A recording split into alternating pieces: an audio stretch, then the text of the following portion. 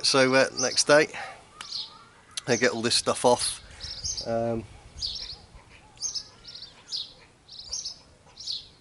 What I'm going to do, I'd thought overnight, is trying to handle all this on my own. It's going to be a bit of a struggle just doing it like that. So when I'm constructing the, erecting the frame, what I'm going to do is I'm going to put some pieces of wood on the outside as sort of like a little jig, and I'm going to slot the walls into the jig, and then hopefully when I go to nail it all down, it'll all be nice and straight. Because what I was worried about is if I sort of I'm holding it with one hand, this bloody heavy wall, and I'm trying to nail it. If I nail it and it's slightly out, it's gonna get on me tits a little bit there. So I thought, put a couple of bits of wood both sides, but both sides of the length, and then in the middle, both sides, and just slot it in, and then hopefully it will be straight enough just to take the pressure off. What else was I going to do? Yeah, that was about it. And then so this is going to be part 7, I believe, and this is the erecting the shed walls. Nice fun bit this, hopefully.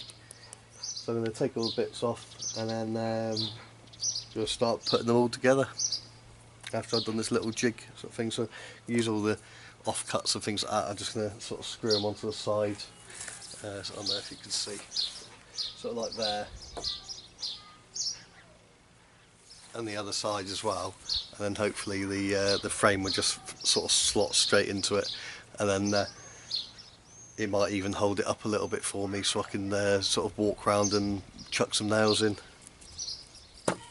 Right, here I go.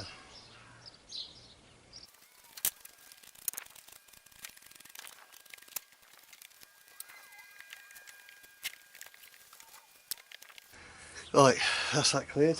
I've got all the walls where they should sort of actually be. But what I'm going to do, if you look at that one there, I've got a nice big gap in the middle, just to even things up and make it a bit stronger. I'm just going to cut one more length there and get that attached before I do anything. And then once I've done that, it'll be to go around and start putting offcuts here, and then you can just slot the frame in there, and then I'll sort of a bit central, so like you see, don't know if you can see it, but if you two of them bits of wood together like that,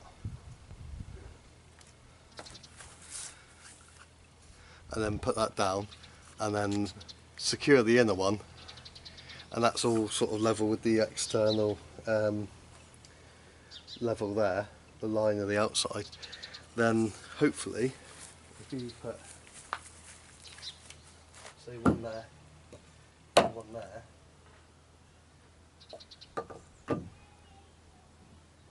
that's all lines up like that, and then one there.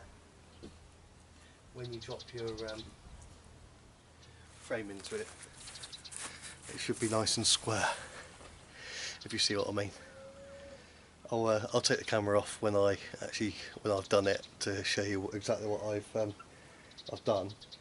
so you can get what I mean. It's clear in my mind, but I might not be explaining it as good as I could. But it's another hot day. It's going to be a lot of hard work again, I think, but we'll do it. So we're going to go and get some tools then, get that centre frame done, and then we'll start putting it together. Can't wait. Right, I'll just show you what I was talking about. I've done the middle piece now. So what I've done, I just nailed on just one nail on the end there. Another bit of scrap in the middle, and one on the end. So what I'm hoping to do is to be able to lift the frame up and drop it within those guides, and it should be spot on. So I think if I didn't do that and I put a nail in the middle or something and it wasn't quite centre, then it would be out all over the place. So I think this is going to be the easiest way to do it, especially doing it on your own.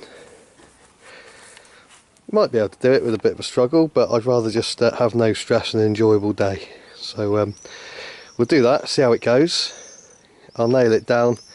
I'll probably put one nail in the middle of each, sort of between each batten going up, and then I'll get the old countersink bit and the drill and do some screws through as well for extra security.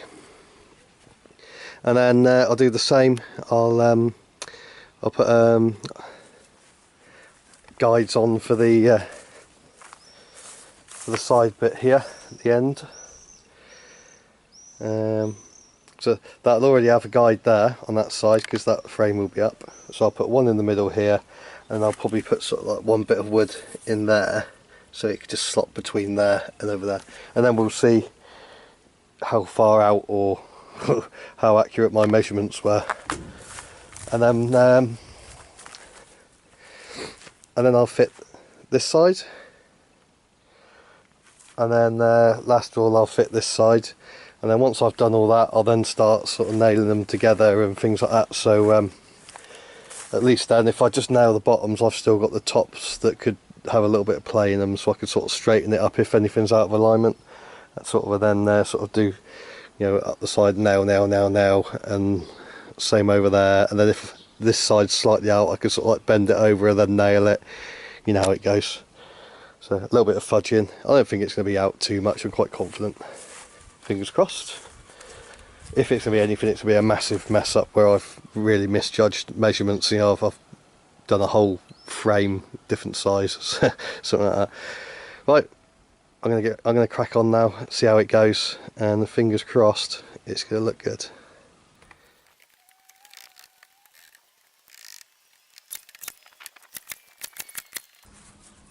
Looking good. One thing I did find though, I think victim of warped wood again. So what I had to do, it was obviously warping around, so I secured one end and then went straight over to the other end, bent it straight, kept the pressure on, put a couple of nails in, and then went for the middle and sort of worked out. So it looks alright. Let's see how it goes with the end bit. So I gotta set up the jig again and crack on. But yeah, I'm happy with it. You know, there's no wind, so I can sort of go at this quite at a leisurely pace.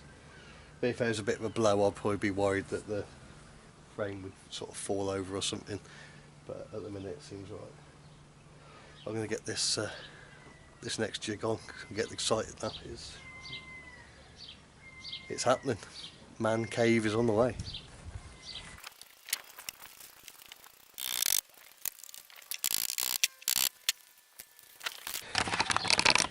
There you go, so got one bit there,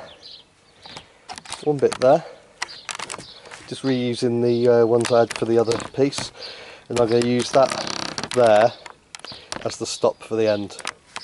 So if all my measurements are correct, the end piece should slip in between those two pieces of wood nicely. This is poo yourself time now.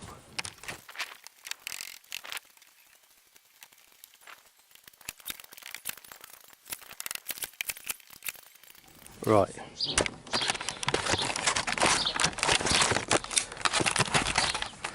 I am sort of crapping it a little bit now. As you can see, there's a bit of play there, but I'm hoping it'll all sort of come together as I nail it and screw it in. There's definitely a load of warping going on here, but I I got some G clamps in the shed, in the outbuilding, so I'll make use of them, clamp them together and get the job done, get them all screwed and everything. So I'm going to do the other long side now. I'm just going to go for a drink actually because I'm freaking sweating again. The only mistake I made there really, I think, was the fact I only put the one central nail in, and then because it's a nice tight fit, very snug fit, because I only had the one in there, it sort of pushed it out like that, so that sucked, but not a problem really, not too bad a problem to have, but it all seems to be nicely lined up. So I'm going to go and have water, I'm going to come back, I'm going to set the sort of jig for the long one, so one there, one on the middle and one on the end here, so I'll just reuse this one and put it on the end, and then that'll be the third side on. Then fourth side, this one for the door, that can go on. I'm going to leave the bottom section of the door because you've got to cut that off, but I'm going to leave that one on for the moment just to keep the strength while I'm messing around with the frame. But I'm happy with it at the minute. It looks just about level, everything, once it's all pulled together. So fingers crossed it's going to go nicely. Right, now for the third side. Jig's done. So we go.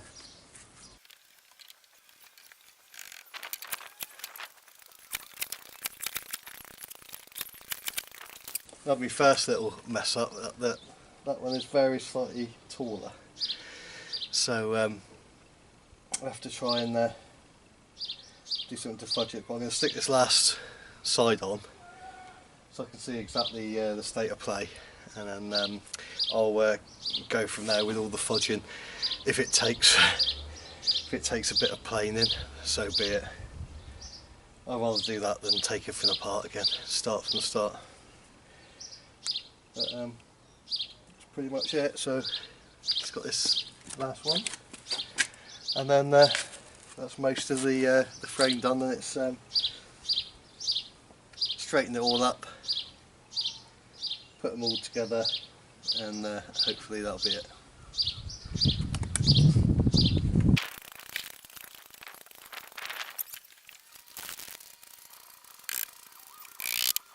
Right, got the little jig bit in the front there to make sure it's level. Lift it up, chuck the nails in, and we'll see how right or wrong I've got it. I can see there's about a 2 or 3 mil gap this side, and it hasn't got it that side, sort of lengthways, so that was a problem with the long end. There's a slight height variation over there. It could be that there's like a nail head sticking out or something underneath, so if I can see where it's poking up, I can at least try and sort of hammer it down or something and level it up, but I can't see it being a massive problem. I'll just get the old power planer out if need be. Right, last one.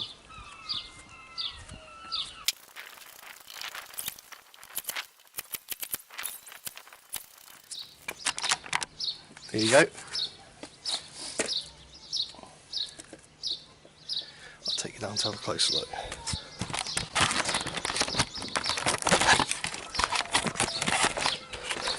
Now, there's only a few little problems I've got. So you got that one there, which is slightly too short, but I can mask that with the feather edge. Everything seems okay here. All sort of matches up. Till you look up there, and it's very slightly about 3 mil higher.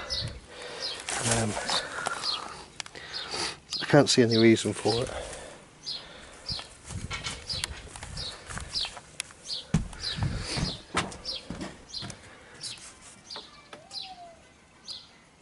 Slightly too big, very slightly. And that looks like almost spot on there, but not too bad really. Start putting some nails in each side now to stabilise it a bit, and then we'll see.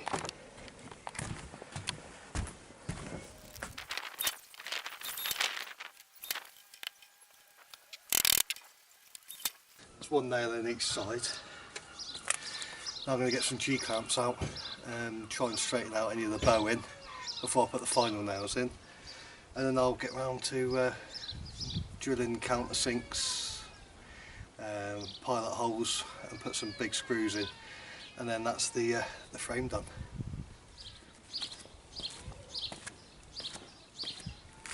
G-clamps.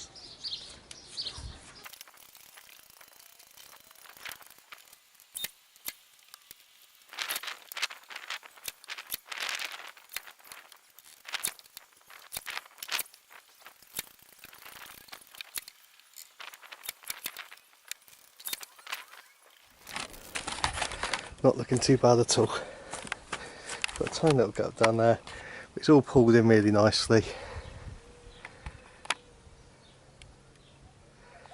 Most of the places look like they had big gaps are sort of pulled in, and not looking so bad now. There you go, that's the bare bones of it.